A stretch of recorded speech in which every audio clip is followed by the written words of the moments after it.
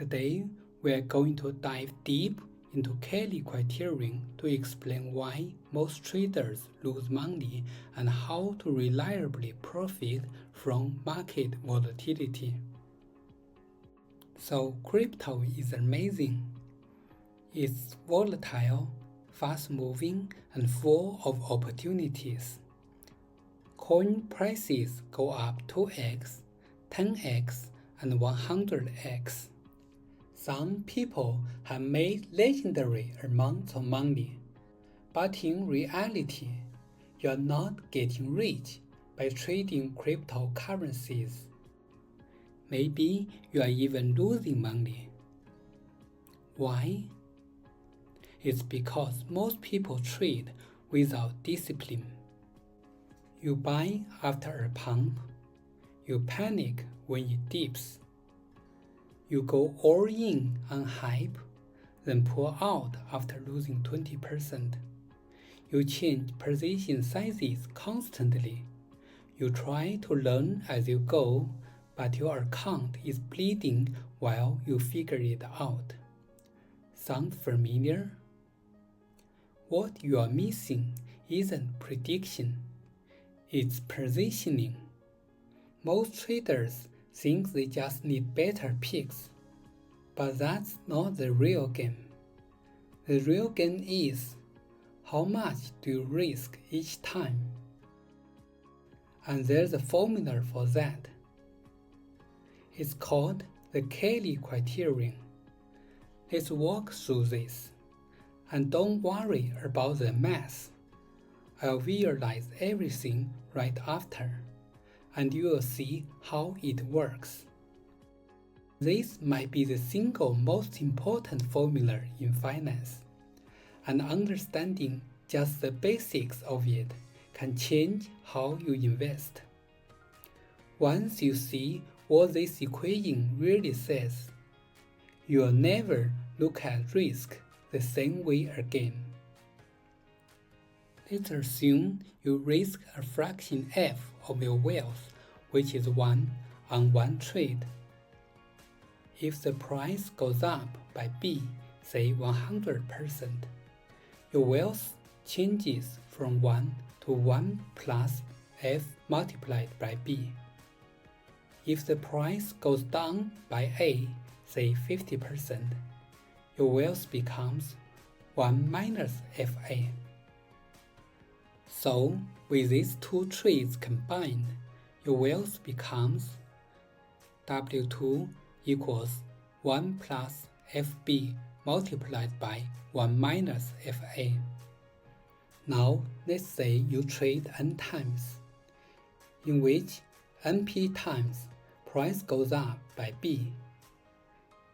In NQ times, price goes down by A, so the two probabilities P plus Q equals 1. Your final wealth is Wn equals 1 plus Fb to the power of Np multiplied by 1 minus Fa to the power of Nq. We can drop N to get the expected wealth after each trade. So, what value of F results in the fastest long-term growth of wealth? Mathematically, it is F star equals P over A minus Q over B. In this formula, P and Q are related by P plus Q equals 1. And asset prices are usually log normal, so A and B are also related. For example, if price decreases by A equals 50%, then log 2 1 minus 50% equals minus 1. If price increases by B equals 100%, then log 2 1 plus 100% equals 1. Notice that this minus 1 and 1 add up to 0. So, A equals 50% and B equals 100% are symmetrical for log prices. and if the original price is 1, and the price first decrease 50% and then increase 100%, then the price will return to the original price, which is 1. More generally, for asset prices, the combined effect of A and B should be neutral.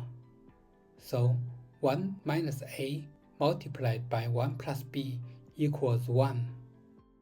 With some arrangements, we have B minus A equals AB.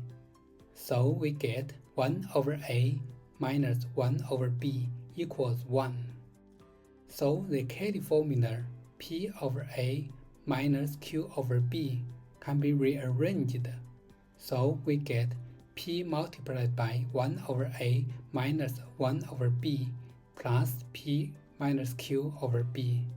Since we have already figured out that 1 over A minus 1 over B equals 1, so we can simply drop this term.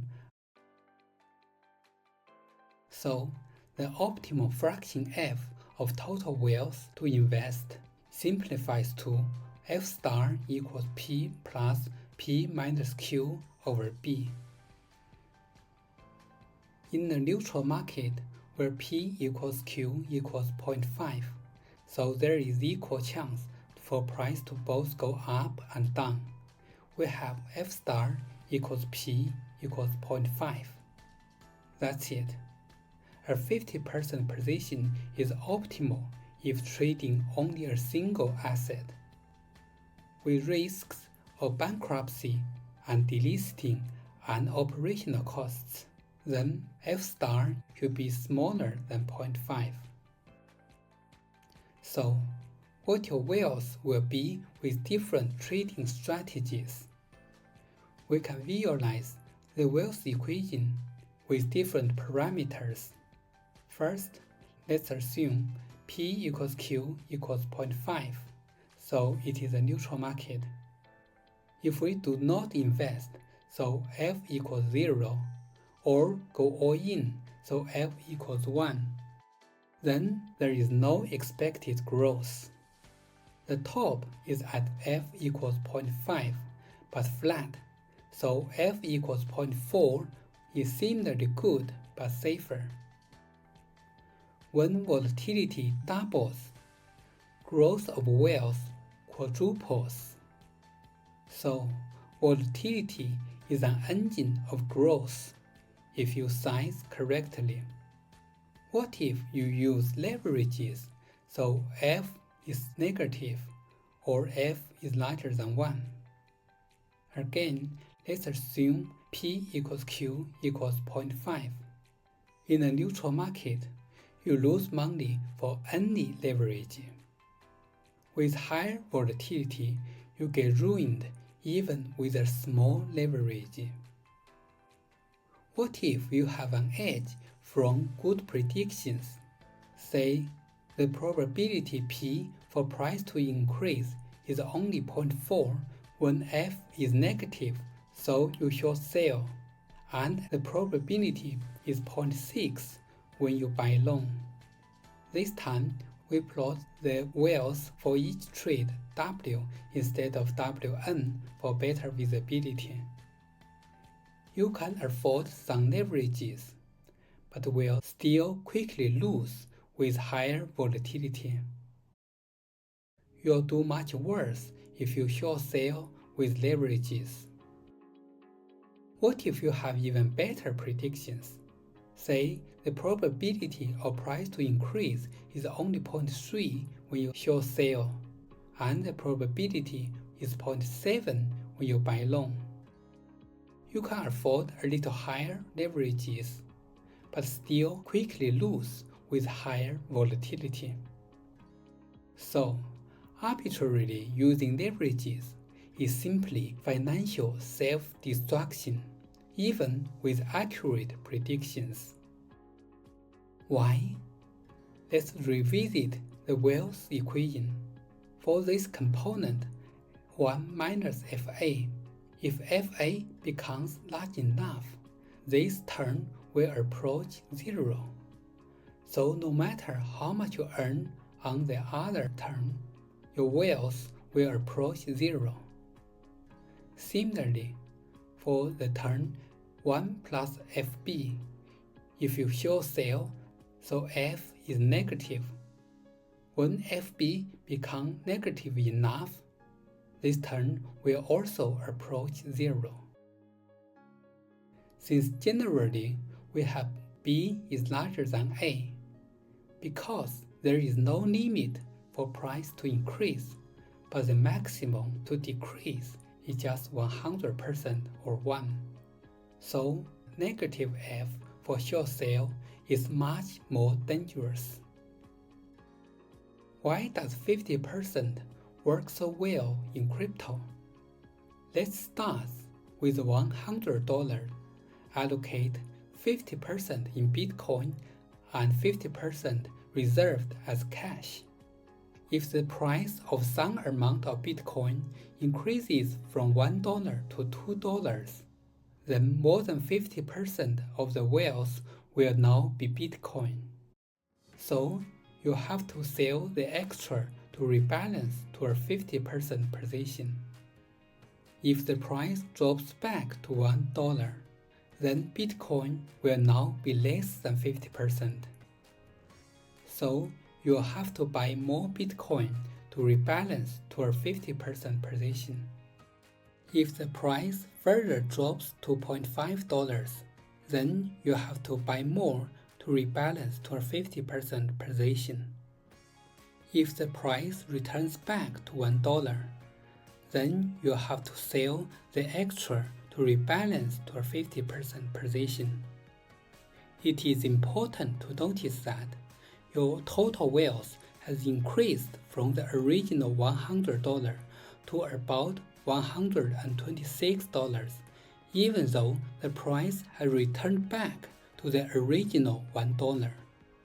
Because you have bought at a lower price of $0.5 and sold at a higher price of $2.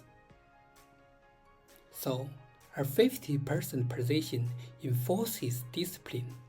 So you can systematically buy low, sell high, and have a compound growth. You don't need perfect predictions.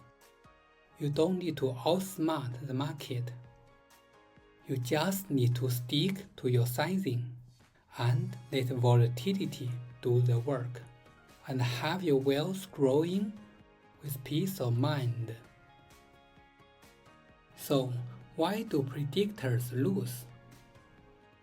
If you trade based on predictions, then you have frequent and arbitrary change of positions, which destroys systematic rebalancing that buy low and sell high. So you have no reliable compound growth. Additionally, if you trade based on predictions, you'll eventually grow overconfidence, especially after a few successful trades, and that will lead to oversized positions and eventually severe and unrecoverable losses. So why is it so difficult to stay disciplined? It's actually not entirely your fault, because exchanges deliberately make it easy for you to go all in. Look at how easy it is to change your position sizes to 100%. I also tried to stay disciplined for years, but still failed, even though I knew all the math behind it. So I eventually ended up developing my own program to help me stay disciplined. It is free to use, and you can find in the description down below. This screen allows you to view the charts of 3 different coins and trade them simultaneously, thereby suppressing the desire to go all in on a single coin. If you go to the less visual but more professional portfolio manager, you can simultaneously trade more coins and have a smaller allocation to each coin. For each coin, there is a maximum percentage you can allocate your wealth to. For discipline, it is intentionally made difficult to change, requiring confirming a few risk warnings. Let's not do it here. To change position based on market conditions, you can use the slider bar here, but even if you set it to 100%, it is of the max allocation, not of your whole wealth, to let you stay disciplined. Down here is the conditions for automatic rebalancing. You can set various indicator triggers for the rebalancing so it can systematically buy low and sell high in the background, allowing compound growth of your wealth. So the truth is, you don't need to predict the future to win. You just need to position yourself right. By investing just a small, calculated fraction f of your wealth, you can profit from the volatility and compound safely over time. It's not about betting big, it's about not going broke. That's how you grow wealth consistently and surprisingly faster in the long run.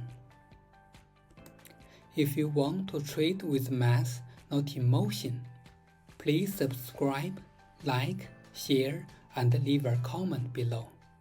I'll share more content to help you build a portfolio that compounds and trade with confidence. Thank you for watching.